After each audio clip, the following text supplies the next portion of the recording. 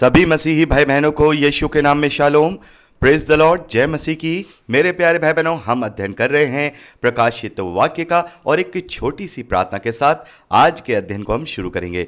Hallelujah. धन्यवाद पिता परमेश्वर, धन्यवाद करते हैं आपके अद्भुत रीति वाले प्रेम के लिए जो आपने अपने इकलौते पुत्र को देकर हम सभी पर प्रकट किया। धन्यवाद करते महान पिता परमेश्वर आपके अनुग्रह, आपके महान प्रेम, आपकी तमाम आशीषों के लिए। धन्यवाद करते महान पिता परमेश्वर इस बाइबल अध्ययन कार्यक्रम के लिए जिससे हम आत्मिक रूप से आशीषित हो रहे हैं। होने दीजिए महान पिता परमेश्वर, आज के अध्ययन में पवित्र आत्मा हमारी अगुवाई करे, सहायता करे, सत्य के और भेद के वचन हम पर खोले ताकि हम उन पर चलने वाले हो सकें और आपके ग्रहण योग्य बनने पाए। पिता परमेश्वर होने दीजिए महान पिता परमेश्वर, सारी व्यवस्थाओं को, रिकॉर्डिंग किए जाने को, वचन को समझने और समझाए जाने को, हर एक बात को पिता परमेश्वर हम आपके धर्ममय और जोरावर हाथों में सौंपते हैं। आप हमारी मदद और अगुवाई कीजिए। सब कुछ आपके हाथों में सौंपते हैं, सारा आदर देते हैं, सारी महिमा देते हैं और इस प्रार्थना को यीशु के सामर्थ्य और मीठे नाम में मांगते हैं, आमीन। सभी मसीही भाई बहनों को यीशु के नाम में शालोम। Praise the Lord. जय मसीह की। यीशु द सेवियर मिनिस्ट्री और प्रभु यीशु मसीह में आपका भाई जेम्स आप सभी का इस बाइबल अध्ययन कार्यक्रम में एक बार फिर से बहुत बहुत स्वागत और परमेश्वर का धन्यवाद करते हैं। मेरे प्यारे भाई बहनों, हम अध्ययन कर रहे हैं प्रकाशित वाक्य का और एक छोटी सी प्रार्थना के साथ आज के अध्ययन को हम शुरू करेंगे। हालेलुया। धन्यवाद करते हैं पिता परमेश्वर, धन्यवाद करते हैं आपके अद्भुत रीति वाले प्रेम के लिए जो आपने अपने इकलौते पुत्र को देकर हम सभी पर प्रकट किया। धन्यवाद करते महान पिता परमेश्वर आपके अनुग्रह के लिए, आपके महान प्रेम के लिए, आपकी तमाम आशीषों के लिए। धन्यवाद करते हैं इस बाइबल अध्ययन कार्यक्रम के लिए जिससे हम आशीषित हो रहे हैं। होने दीजिए महान पिता परमेश्वर, आज के अध्ययन में आप हमारी मदद कीजिए, अगुवाई कीजिए। पवित्र आत्मा हमारी सहायता करे, हमें सत्य वचन और भेद की बातें सिखाए ताकि हम उन्हें अपने जीवन में लागू करके आपके ग्रहण योग्य बनने पाए। पिता परमेश्वर सारी व्यवस्थाओं को, रिकॉर्डिंग किए जाने को, वचन को समझने और समझाए जाने को, हर एक बातों को पिता परमेश्वर हम आपके जोरावर और धर्ममय दाहिने हाथ में सौंपते हैं। आप हमारी मदद और अगुवाई कीजिए। सारा आदर देते हैं, सारी महिमा देते हैं और इस प्रार्थना को यीशु के सामर्थ्य और मीठे नाम में मांगते हैं, आमीन। मेरे प्यारे भाई बहनों, अब तक हमने प्रकाशित वाक्य में उसका 12वां अध्याय कंप्लीट किया था। आज समय है कि हम 13वें अध्याय पहले वचन से अपने अध्ययन को शुरू करें। तो यहां 13वें अध्याय में हम 2 पशुओं के विषय में अध्ययन करते हैं और अभी तक हमने देखा छठी तुरही फूकने से लेकर 7वीं तुरही के फूकने तक एक समय काल चला जो 3.5 साल का समय काल था, जिसमें 2 गवाह परमेश्वर ने इस धरती पर भेजे। और जैसा मैंने आपको बताया, जो 7 साल का महाक्लेश का समय है, जिसे इंग्लिश में 7 ईयर ट्रिब्यूलेशन पीरियड बोलते हैं, उसका आधा काल यानी 3.5 साल छठी मोहर और 7वीं मोहर को खोले जाने के बीच में होगा।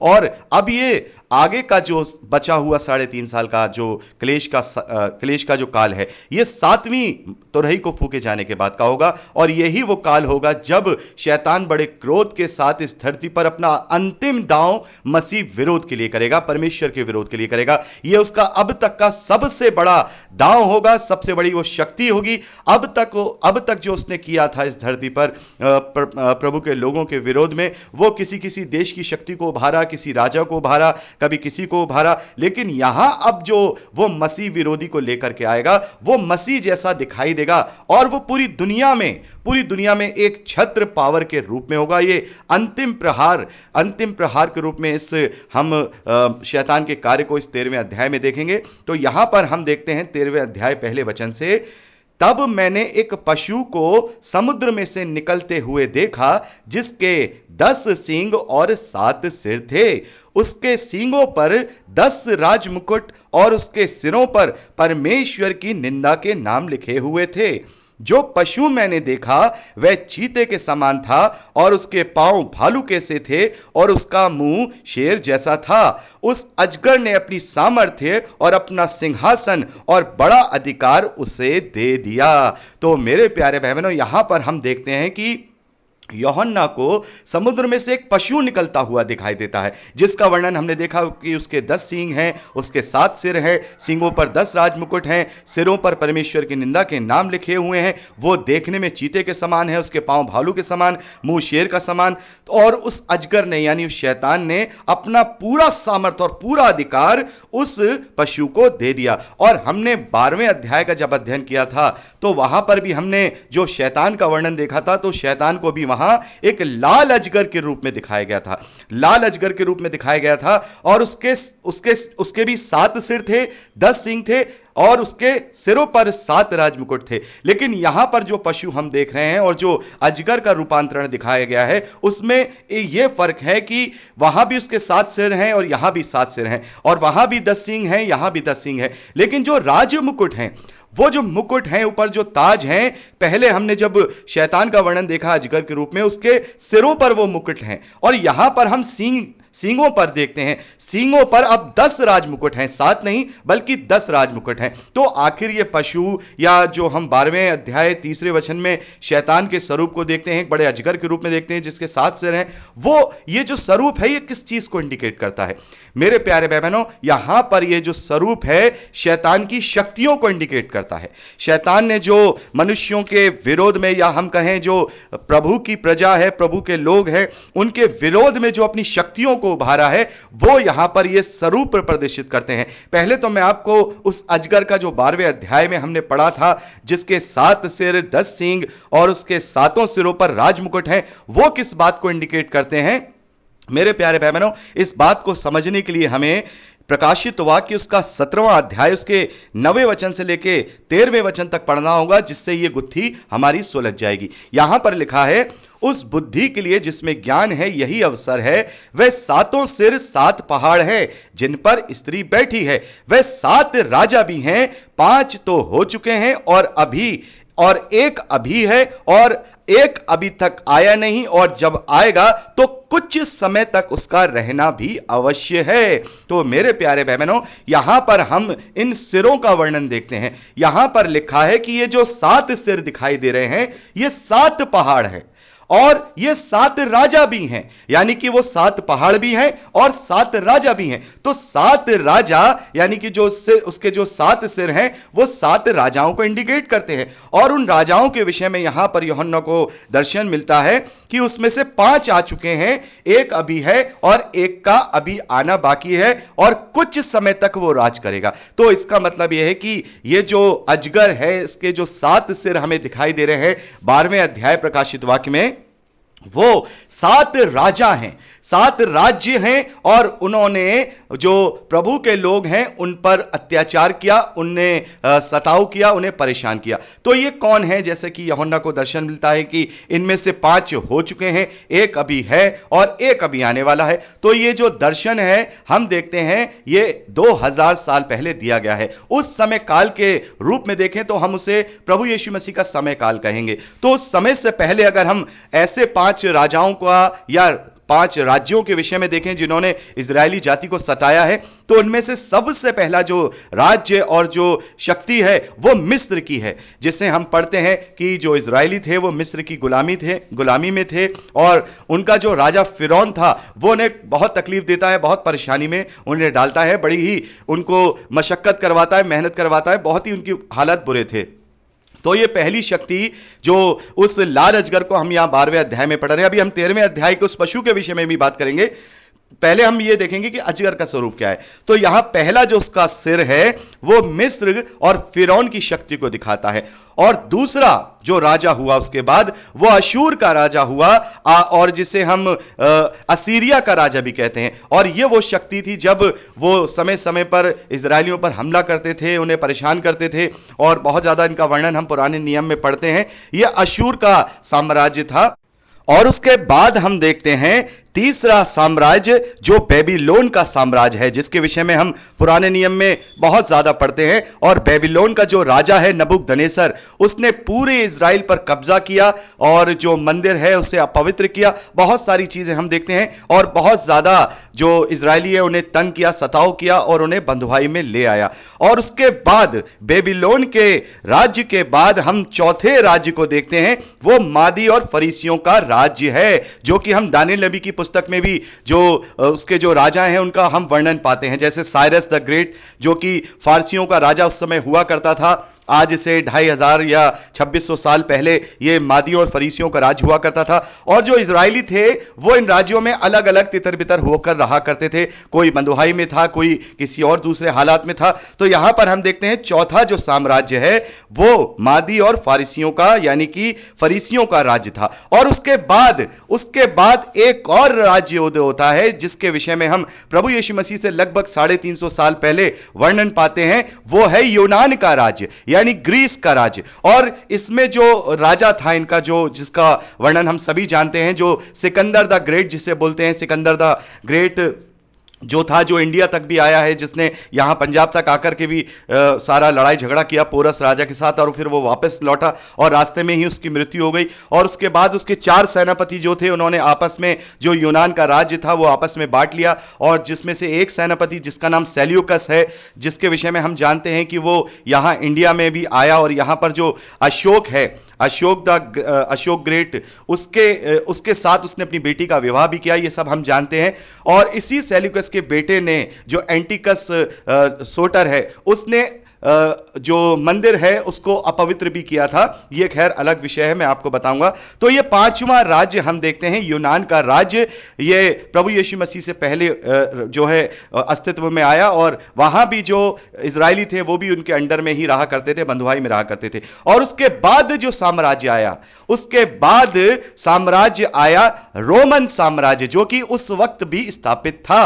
प्रभु यीशु मसीह के समय में भी रोमी साम्राज्य था, और जब ये दर्शन यूहन्ना को दिया जा रहा है जिस वक्त, उस वक्त भी रोमी साम्राज्य था। और उसके बाद भी बहुत दिनों तक, बहुत सालों तक रोमी साम्राज्य इस धरती पर रहा। तो यहां पर जैसे अभी हमने पढ़ा कि 5 राज्य तो पहले हो चुके हैं, अभी एक है और एक आने वाला है। तो जो हो चुके राज्य हैं, जैसा हमने देखा, मिस्र, अशूर, बेबीलोन, फरीसियों का और यूनानी राज्य, ये 5 राज्य पहले हो चुके हैं। और जो उस वक्त है वो वो रोमन साम्राज्य है। और एक राज्य के विषय में यहां पर लिखा है कि वो अभी भविष्य में आएगा और उसका कुछ देर तक रहना जरूरी है। तो ये कौन सा राज्य है? मेरे प्यारे भाई बहनों, बहुत सारे जो स्कॉलर्स हैं वो जो इस्लामी राज्य है ओटोमन का राज्य, जिसे हम देखते हैं जो मध्य पूर्व में बहुत बड़ा एक कट्टर एक पूरा वंश हुआ करता था ओटोमन का, काफी सालों तक उन्होंने राज किया है। लेकिन यहां यह लिखा है कि यह जो राज्य होगा ये कुछ समय के लिए होगा।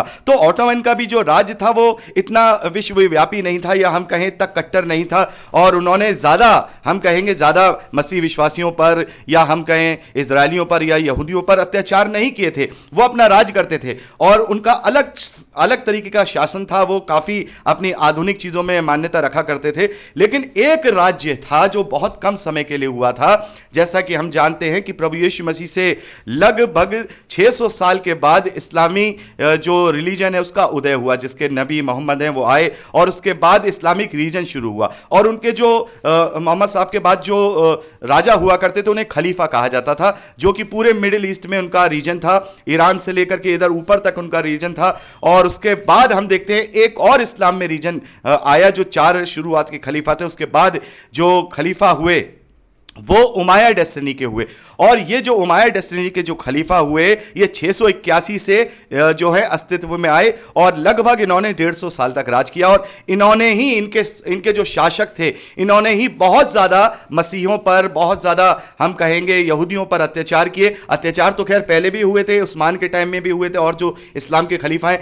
लेकिन हम देखते हैं कि इन लोगों ने ही ज्यादा और भी कार्य किए थे। जैसे कि मंदिर का जो स्थान है वहां पर हम देखते हैं कि उस समय तक तो मंदिर तो नहीं बना था, लेकिन एक बहुत बड़ा वहां पर एक चर्च जरूर बना हुआ था, एक जिसे कह सकते हैं कि एक मठ टाइप का था, जहां पर बाइबल की शिक्षाएं दी जाती थी, या वहां पर लोग अध्ययन किया करते थे। तो वहां उसे तुड़वा करके, जिसे हम आज यरूशलेम में देखते हैं, मंदिर के स्थान पे बना हुआ देखते हैं, जिसे मस्जिद अक्सा भी कहा जाता है, और इंग्लिश में उसे डोम ऑफ द रॉक कहा जाता है। और आप में से बहुत सारे भाई बहनों ने उसका फोटो भी देखा भी होगा, और मैंने अपने YouTube चैनल में जब इसके विषय में अध्ययन किया तो मैंने वहां फोटो वगैरह सब दिए हुए हैं। तो ये वो राज्य था। तो ये ओटोमन का राज्य भी हो सकता है, लेकिन मेरी जो गणना है उसके हिसाब से, जो कि हम दानियल नबी की पुस्तक पढ़ते हैं, दानियल नबी की पुस्तक उसका 11वां अध्याय पढ़ते हैं, तो वो ओटोमन का राज्य नहीं है, बल्कि वो राज्य हम खिलाफत का राज्य यानी कि इस्लामी राज्य, जो कि 681 के बाद से शुरू हुआ था, पहला राज्य नहीं उसके बाद का, जो कि उमाया डेस्टिनी का है, उमाया वंश का है, उसमें से जो राज्य हुआ 150 साल का, वो ये 7वां जो शासन है, ये 7वां जो है राज्य है, इसको दर्शाता है। हमारे लिए तो ये सभी अब आज पूर्व के हो गए हैं, हमारे लिए तो अब भविष्य का है। और जब हम आगे 17वें अध्याय को आगे पढ़ते हैं तो वहां पर हम देखते हैं कि जो 10 सिंह तूने देखे हुए 10 राजा हैं जिन्होंने अब तक राज्य नहीं पाया, उस पशु के साथ घड़ी भर के लिए राजाओं का साधिकार पाएंगे। ये सब एक मन होंगे और वे अपनी सारी सामर्थ्य और अधिकार उस पशु को दे देंगे। तो ये 8वां क्या होगा? ये 8वां जो शक्ति होगी ये अंत के दिनों में प्रकट होगी, जिसे हम एंटी क्राइस्ट या मसीह विरोधी कहते हैं, और इसी का वर्णन हम 13वें अध्याय में पाते हैं। तो अभी हमने क्या देखा? जो शैतान का हमने वर्णन देखा था, इब्लीस का वर्णन देखा था लाल अजगर के रूप में, जिसे हमने 12वें अध्याय 3रे वचन में पढ़ा था, जिसके 10 सींग और 7 सिर थे। तो मैंने आपको बताया कि उसके जो 7 सिर थे वो उसकी 7 शक्तियां थी, 7 राजाओं के रूप में, 7 साम्राज्यों के रूप में, जिन्होंने प्रभु के लोगों पर अत्याचार किया। अब ये जो 10 सिंह दिखाई दे रहे हैं यहां 12वें अध्याय के 3रे वचन में, जो हम लाल अजगर देख रहे हैं, उसके जो 10 सिंह दिखाई दे रहे हैं वो क्या हैं? क्योंकि यहां अभी हमने 13वें अध्याय में देखा कि जो 2 पशु हैं उनमें भी एक जो पशु निकलता हुआ अभी देख रहे हैं पहले, दूसरे, तीसरे वचन में, उसके भी जो हैं 10 सिंह हैं और 7 सिर है। तो ये 10 सिंह क्या हैं? मेरे प्यारे भाई बहनों, ये 10 सिंह भविष्य में होने वाली वो पावर्स हैं जो शैतान उस मसीह विरोधी के समय में यानी अंत के दिनों में इस्तेमाल करेगा मसीह विरोध के लिए। तो यहां पर हम देखते हैं कि अब अंत के दिनों में जो ये शैतान है, जैसा कि हमने अभी पढ़ा कि उसने अपना सारा सामर्थ्य और अपना सिंहासन और बड़ा अधिकार उस पशु को दे दिया। अब हम यहां 13वें अध्याय पहले वचन की बात कर रहे हैं मेरे प्यारे भाई बहनों, आप कंफ्यूज मत होइएगा। तो अब उस शैतान ने सारी चीजें इस दूसरे पशु को दे दी। तो ये जो पशु यहां पर दिखाई दे रहा है ये क्या है? हमने अभी अजगर का तो पूरा देख लिया कि ये जो लाल अजगर है ये पुरानी शक्तियां हैं, लेकिन अब जो अंत के समय में जो शक्तियां उभर रही हैं, ये जो 2 पशु हैं जो हम देख रहे हैं कि वो चीते के समान है, उसके पांव भालू के समान है और मुंह शेर के जैसा है, और अजगर ने उसको सारी सामर्थ्य और अधिकार दे दिया। तो ये कौन सी ऐसी शक्तियां होंगी जो भविष्य में उभरेंगी मसीह विरोधी के रूप में? तो यहां पर 15 मिनट से ज्यादा की रिकॉर्डिंग हो चुकी है, तो आगे का वर्णन और हम जो अध्ययन है वो अगली रिकॉर्डिंग में करेंगे। प्रभु आप सबको आशीष। एक बार फिर से आप सभी का स्वागत है। हम अध्ययन कर रहे हैं प्रकाशित वाक्य का, और पिछली रिकॉर्डिंग में हमने 13वें अध्याय पहले वचन से अपने अध्ययन को शुरू किया था, जिसमें हम 2 पशुओं के विषय में अध्ययन कर रहे थे, जो हम पहले पशु को पहले वचन से लेकर 3रे वचन तक देखते हैं, जो यूहन्ना को दर्शन मिला है, और उसी के रिगार्डिंग मैंने आपको जो लाल अजगर जिसे हमने 12वें अध्याय 3रे वचन में पढ़ा था, उसकी हमने देखा कि उसका क्या रूप है, उसके जो 7 सिर है उसकी क्या शक्ति है। तो हमने देखा ये पूर्व में शैतान ने ये सारी शक्तियों को परमेश्वर के लोगों के विरोध में इस्तेमाल किया, और अब यही शक्तियां भविष्य में जब अंत के दिन आएंगे, या हम कहें अभी तो चल रहे हैं, लेकिन जब एंटी क्राइस्ट का समय आएगा या 7वीं तुरही फूंक दी जाएगी, तब ये शक्तियां फिर से एक बार फिर से शैतान उभारेगा। और यहां पर हम देख रहे हैं कि शैतान यहां अजगर अपनी सारी सामर्थ्य और सिंहासन, उस अपना पूरा बड़ा अधिकार उस पशु को दे देता है। तो अब यहां जो हम पशु देख रहे हैं 13वें अध्याय पहले वचन से लेकर 3रे वचन तक, तो अभी एक पशु किस चीज को इंडिकेट करता है? तो यहां पर हम क्या देख रहे हैं? इस पशु के 7 सिर हैं, और 7 सिरों पर 10 सींग हैं, और 10 सींगों पर 10 राजमुकुट हैं। और उन सींगों पर तो 10 राजमुकुट हैं, लेकिन जो सिर हैं यानी जो राजमुकुट हैं वो सींगों पर हैं, सरों पर नहीं। और सरों पर जो 7 सिर हैं उनमें परमेश्वर की निंदा के नाम लिखे हुए हैं। तो ये कौन सी शक्तियां हैं? जैसा मैंने आपको बताया, जो लाल अजगर है उसके जो 10 सींग दिखाए गए थे वो भविष्य में जो शक्तियां हैं उनको इंडिकेट करती हैं। तो अब यहां पर हम देखते हैं कि जैसा कि अभी हमने देखा कि पहला ट्रिब्यूलेशन का पीरियड, जो आधा पीरियड है वो पूरा हो चुका। 6ठी तुरही को फूके जाने से लेकर 7वीं तुरही को फूके जाने के बीच में हमने देखा 2 गवाह आए थे, और हमने वहां पर देखा था कि उससे पहले भी एक ऐसी संस्था का अगुवा, एक ऐसी संस्था का लीडर उस वक्त पूरी दुनिया में अपनी प्रभुता कायम करने में लगा। लगा हुआ है। और जैसा हमने वहां बात की थी कि ये जो है ये मसीह विरोधी होगा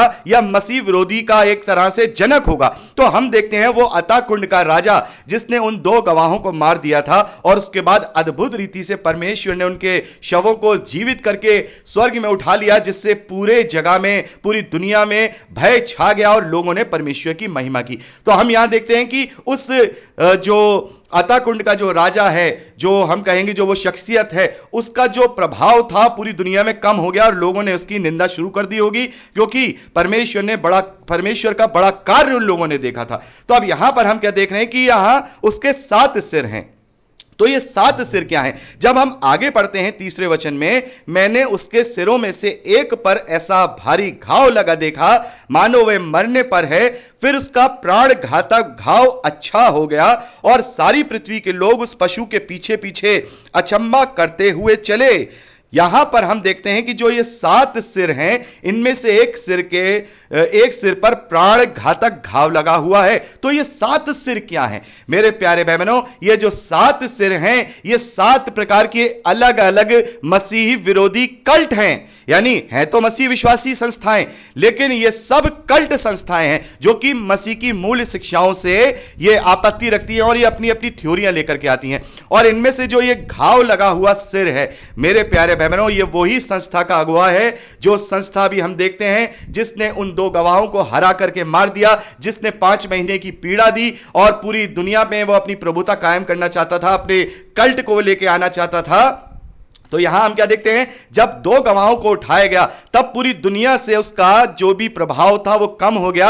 इसीलिए ये जो सिर है, यहां पर हम देख रहे हैं कि वो एक घाव लगा हुआ है, एक प्राण घातक घाव लगा हुआ है। और यहां पर हम क्या देखते हैं कि एकदम से उसका घाव अच्छा भी हो गया। तो यहां पर हम देखते हैं कि जो उसके 7 कल्ट हैं, यहां पर जो और 7 प्रकार के जो कल्ट हैं, यानी एक तो वो हो गया, 6 प्रकार के और कल्ट हैं। तो यहां पर ये जो शक्ति है, जो ये शक्ति दिखाई जा रही है कि शैतान ने पूरा अधिकार, पूरा सामर्थ्य उसे दे दिया। तो ये जो 10 सींग हैं जिसपे 10 राजमुकुट हैं, ये जो राजमुकुट हैं ये शासन को इंडिकेट करते हैं। यानी कि कोई ऐसे 10 देश होंगे इस पूर्वी हम कहें मध्य पूर्व में या यूरोप में, और हो सकता है पूरी दुनिया में अलग अलग मिला करके। तो ये 10 देश या 10 जो हम कहेंगे शक्तियां होंगी जो इन कल्ट को सपोर्ट करेंगी, यानी इस गलत मान्यता को सपोर्ट करेंगी, इस संस्था को सपोर्ट करेंगी। तो मेरे प्यारे भाई बहनों, जैसा कि अभी हमने पढ़ा प्रकाशित वाक्य के 17वें अध्याय में कि ये जो 7 सिर हैं, ये 7 पहाड़ियां भी हैं। तो ये जो देश होगा, ये जो कल्ट होगा, ये उस जगह से संचालित होगा जहां पर 7 पहाड़ियां हैं। और 7 पहाड़ियां कहां हैं? मेरे प्यारे भाई बहनों, रोम में ये 7 पहाड़ियां वेटिकन सिटी में पाई जाती हैं और उसे 7 पहाड़ियों का देश भी कहा जाता है। तो ये आकलन है, संभवतः वहीं से कोई ऐसा कल्ट उभरे, कोई ऐसा पोप उभरे, कोई ऐसा फादर उभरे जो एक नई तरीके की बातों को लेकर के आए, हिंसा वाली बातों को लेकर के आए। और यहां हम देखते हैं कि उसका प्रभाव कम हो गया है, लोगों ने उसकी बुराई की, उस सिर पर एक घाव लगा हुआ है, लेकिन वो तुरंत ठीक हो गया। क्यों? क्योंकि उसके सपोर्ट में शैतान खड़ा था, उसके सपोर्ट में शैतान के वो 10 शक्तिशाली राष्ट्र खड़े हुए थे। अब ये 10 शक्तिशाली राष्ट्र कौन हो सकते हैं? वो लोग जो इन संस्थाओं को सपोर्ट करने वाले हैं, इन संस्थाओं के पीछे चलने वाले हैं, उनके अगुवे इन संस्थाओं को मानने वाले हैं। तो यहां पर हम देखते हैं कि ये जो 10 सींग हैं, ये 10 शक्तियां हैं और इन 10 शक्तियों पे जो 10 राजमुकुट हैं, ये उनके अगुवे हैं। तो यहां पर हम क्या देखते हैं कि मसीह विरोधी का अब एक पूरा खाका तैयार हो गया है। अब ये सब एक हो गए हैं, अब ये अलग अलग नहीं रहे। यहां पर जो हम ये जो उसका रूप देख रहे हैं कि वो चीते के समान है, पांव भालू जैसे है और मुंह शेर जैसा है। तो दानिएल नबी की पुस्तक में जब हम अध्ययन करेंगे तो वहां पर हम देखेंगे दानिएल नबी को एक स्वप्न दिखाई देता है। तो वहां पर वो अलग अलग राज्यों को इंडिकेट करता है, जैसे शेर है, बैल है, अलग अलग राज्यों को इंडिकेट करता है। लेकिन अब ये जो पशु है, इसमें सारे पशु दिखाई दे रहे हैं, चीता दिखाई दे रहा है, शेर दिखाई दे रहा है, भालू दिखाई दे रहा है। तो इसका मतलब है कि समस्त विश्व की जो शक्तियां होंगी, जो उस वक्त उस संस्था को या अलग अलग संस्थाओं को सपोर्ट करेंगी, वो सब एक हो जाएंगी। सब एक हो जाएंगी, यानी कि जो 10 देश होंगे वो मिल करके एक राष्ट्र बन जाएंगे, या एक तरीके से देखा जाए वो पूरी रीति से सपोर्ट करेंगे। तो यहां पर हम देखते हैं कि ये जो पशु है, ये मसीह विरोधी का एक तरीके से देखा जाए उसका एक भूमिका यहां पर बन रही है कि 10 देश मिलकर के इन कलीसियाओं को सपोर्ट कर रहे हैं। और ये जो 7 सिर है, ये 7 अलग अलग कलीसियाएं जो गलत तरीके से प्रचार कर रही हैं, वो अब एक हो गई हैं, क्योंकि वो सभी जो हैं वो हम कहेंगे कि शैतान के द्वारा ही संचालित हैं, तो उनमें आपस में एक होने में कोई भी ज्यादा देर नहीं लगेगी। और आज भी हम देख रहे हैं कि बहुत सारी बातें चल रही हैं, जो पुरानी बड़ी बड़ी कलीसियाएं हैं वो इस बात की हिमायत कर रहे हैं कि हम सबको मिलकर के एक कलीसिया बन जाना चाहिए, चाहे वो रोमन कैथोलिक चर्चेज हो, चाहे पुराने प्रोटेस्टेंट हो, मेथोडिस्ट हो, बहुत सारे दूसरे कल्ट भी हैं। अब ये सब आपस में मिलने की बात कर रहे हैं, क्योंकि वो समय दूसरा होगा, राजनीति वाला समय होगा, शैतान का भरमाना होगा, वहां पर सच्चा जो वचन है वो इग्नोर किया जाएगा। तो वहां पर ये सारे जितने भी मसीह विश्वासियों के अलग अलग डिनोमिनेशन कल्ट हैं, ये सब मिलकर के एक ताकत बनेंगे जो गलत शिक्षाओं वाली जो कल्ट्स हैं या डिनोमिनेशन है। तो मेरे प्यारे भाई बहनों, यहां पर शैतान मसीह के विरोध में मसीह लोगों को ही उभारेगा, मसीही देशों को ही उभारेगा, जो वो लोग जो गलत शिक्षाओं में चल रहे हैं। तो यहां अब सीधे सिंपल वे में आपको मैं समझा दूंगा कि ये जो पशु हम देख रहे हैं, ये शैतान की वो बड़ी शक्ति होगी जो उस वक्त अंत के समय में शुरू करेगी, और वो सब मिल करके उस ऐसी भूमिका को तैयार करेंगे कि उनमें से ही एक एंटी क्राइस्ट उभरेगा जो पूरी दुनिया पर राज्य करेगा। तो यहां पर हमने देख लिया कि ये जो पशु है ये बहुत बड़ी शक्ति है। ये जो 10 सींग है ये अलग अलग 10 देश हैं, या अलग अलग 10 देशों के प्रमुख या राष्ट्रपति हैं, या फिर हम प्रधानमंत्री भी कह सकते हैं, ये है। और ये जो 10 सिर हैं, माफ कीजिएगा, ये जो 7 सिर हैं, ये 7 प्रकार की अलग अलग कलीसियाएं हैं जो अलग अलग कल्ट, अलग अलग डिनोमिनेशन की हैं, जो अब एक होकर के लोगों को भरमा रही हैं। अब ये एक मूवमेंट चलेगा, यहां पर ये मूवमेंट चलेगा, लोगों को भरमाया जाएगा, भरमाना शुरू किया जाएगा, और बड़े पैमाने पर लोगों को वापस परमेश्वर के विरोध में किया जाएगा। क्योंकि जो 2 गवाह हैं, जब वो ऊपर उठाए गए तो लोगों में भय छा गया और लोगों ने परमेश्वर की महिमा की। अब ये जो 10 देश हैं और ये जो पूरी ये 7 कलीसियां एक साथ मिल गई हैं, अब ये इतना बड़ा मूवमेंट उस वक्त चलाएंगे कि लोग भरमाए जाएंगे। देखिए आगे लिखा है कि जैसे ही उसका प्राण घातक घाव अच्छा हो गया, सारी पृथ्वी के लोग उस पशु के पीछे पीछे अचंभा करते हुए चले। लोगों ने अजगर की पूजा की, क्योंकि उसने पशु को अपना अधिकार दे दिया था, और यह कहकर पशु की पूजा की कि इस पशु के समान कौन है, कौन इससे लड़ सकता है। यहां 5वें वचन में लिखा है, बड़े बोल बोलने और निंदा करने के लिए उसे एक ऐसा बड़ा मुंह दिया गया और उसे 42 महीने तक काम करने का अधिकार दिया गया। तो यह 42 महीने यानी कि 3.5 साल तक यह मूवमेंट चलेगा कि लोग उस पशु के यानी उस शक्ति के, उस संगठन के, वो जो एक हो गए हैं, 10 देश 10 कलीसियाएं, ये सब एक हो गए हैं जिन्हें शैतान ने उभारा है सच्चे मसीह विश्वासियों के खिलाफ। तो यहां पर एक ऐसा मूवमेंट 3.5 साल तक चलेगा कि लोगों को बहुत ताकत से भरमाया जाएगा और लोग उसकी बातों में आ जाएंगे, क्योंकि ये लोग ऐसी ऐसी छूट देंगे, ये लोग ऐसे ऐसे बाइबल के वचनों को बदल देंगे कि लोग इनकी तरफ अट्रैक्ट होंगे। जैसा कि आज भी हम देख रहे हैं, बहुत सारे ऐसे जो कल्ट हैं, डिनोमिनेशन हैं, वो लोग आजकल होमोसेक्सुअल शादियों को छूट दे रहे हैं। तो ये लोग क्या करेंगे, बाइबल की शिक्षाओं को पलटेंगे कि आप जो है शराब पी सकते हैं, आप गे शादी कर सकते हैं, जो समलैंगिक लोग हैं वो शादी कर सकते हैं, और बहुत सारी ऐसी चीजें जो मनुष्य इस संसारिक अभिलाषाओं में फंसकर करना चाहता है, ये उन्हें वैलिड करेंगे बिब्लिकल तौर पे। आप जरा सोचिए, यदि कोई बिब्लिकल तौर पे आपको ये वैलिड कर दे कि आप व्यभिचार कर सकते हैं, तो फिर आपको तो ये छूट मिल गई। और मनुष्य तो यही चाहता है कि उसको संसारिक अभिलाषाओं के लिए छूट मिल जाए। अब तो वो व्यभिचार करेगा ये सोच के कि परमेश्वर मुझे पाप में नहीं डाल रहा है। तो इसी प्रकार की जो मन भावनी बातें होंगी, वो उस वक्त ये कल्ट सब मिल करके निकाल करके लाएंगे, लोगों को भरमाएंगे, और लोग कहेंगे हाँ बिल्कुल सही, ऐसा ही है। जैसा आज भी एथियस्ट लोग वगैरह ये सब बातें करते हैं ना कि नहीं परमेश्वर नहीं है, ये सारी बातें अलग है, अलग अलग अपनी बुद्धि को चलाते हैं, तो वैसा ही उस वक्त भी होगा। उस वक्त फर्क ये होगा कि आज जो एथियस्ट यानी जो नास्तिक लोग हैं वो ये कहते हैं कि परमेश्वर नहीं है इसलिए हम सब कुछ कर सकते हैं, उस वक्त ये परमेश्वर के रूप को बदल के, परमेश्वर की शिक्षाओं को बदलकर अपने कल्ट को उभारेंगे। तो मेरे प्यारे भाई बहनों, जैसा भी हमने यहां देखा कि उसे बड़े बोल बोलने और निंदा करने के लिए बड़ा मुंह दिया गया और उसे 42 महीने तक काम करने का अधिकार दिया गया। यानी कि इस 42 महीने तक वो अपना काम करेगा और पूरी रीति से वो पूरी दुनिया में कार्य करेगा। तो यहां एक देखने वाली चीज है, ये जो मूवमेंट चल रहा है ये एक व्यक्ति का नहीं है, तो ये मसीह विरोधी नहीं है, लेकिन मसीह विरोधी की यहां इस वक्त भूमिका बन रही है। यानी कि 10 अलग अलग देश, 7 अलग अलग कलीसियाएं, ये सब मिलकर एक हो गई और एक होकर के पूरे दुनिया पर अब वो अपना प्रचार का कार्य पूरा करने में लगे हुए हैं। आगे लिखा है, उसने परमेश्वर की निंदा करने के लिए अपना मुंह खोला, उसके नाम और उसके तंबू अर्थात स्वर्ग में रहने वालों की निंदा करे। उसे यह भी अधिकार दिया गया कि पवित्र लोगों से लड़े और उन पर जय पाए, और उसे हर एक कुल और लोग और भाषा और जाति पर अधिकार दिया गया। पृथ्वी के सब रहने वाले जिनके नाम उस मेमने के जीवन की पुस्तक में लिखे हुए नहीं थे, जो जगत की उत्पत्ति के समय से घात किया हुआ है, उस पशु की पूजा करेंगे। जिसके कान हो वह सुन ले।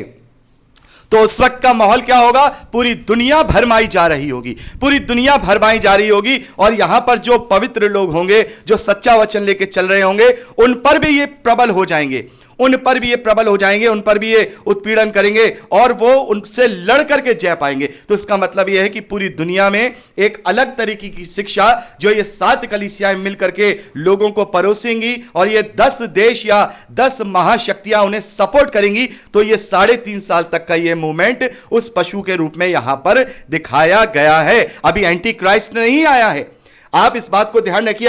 अभी ये एंटी क्राइस्ट नहीं है, लेकिन एंटी क्राइस्ट के आने की ये सारी भूमिका बन रही है। और जैसा आपने देखा, ये भूमिका कब से बनना शुरू हुई? जब जो 5वीं तुरही को फूका गया था और वो जो अता कुंड का राजा है उसने जो कार्य करना शुरू किया, वहां से ये मूवमेंट चला और चलते चलते चलते आज ये मतलब उस समय ये उस स्टेज पे पहुंच जाएगा कि जब मसीह विरोधी का आगमन हो जाएगा। तो ये 3.5 साल तक का कार्य चलेगा। इसे हम second period of tribulation time बोलते हैं, ट्रिब्यूलेशन पीरियड बोलते हैं, आगे का 3.5 साल का। और ये 3.5 साल खत्म होते ही हम देखेंगे कि अब मसीह विरोधी का आगमन होगा, जैसे हम 10वें वचन से आगे पढ़ते हैं। तो यहां पर हमने दो पशुओं में से पहले पशु यानी कि पहला अधिकार देख लिया, शैतान ने सारा अधिकार उसे दे दिया, और शैतान के अधिकार क्या क्या थे वो भी हमने देख लिए, जो 12वें अध्याय 3रे वचन में हमने पढ़े थे। तो मेरे प्यारे भाई बहनों, अब यहां जो दूसरा पशु है उसको देखेंगे, जो कि असली एंटी क्राइस्ट है। वो कैसे निकलेगा, वो कैसे आएगा, इसके विषय में हम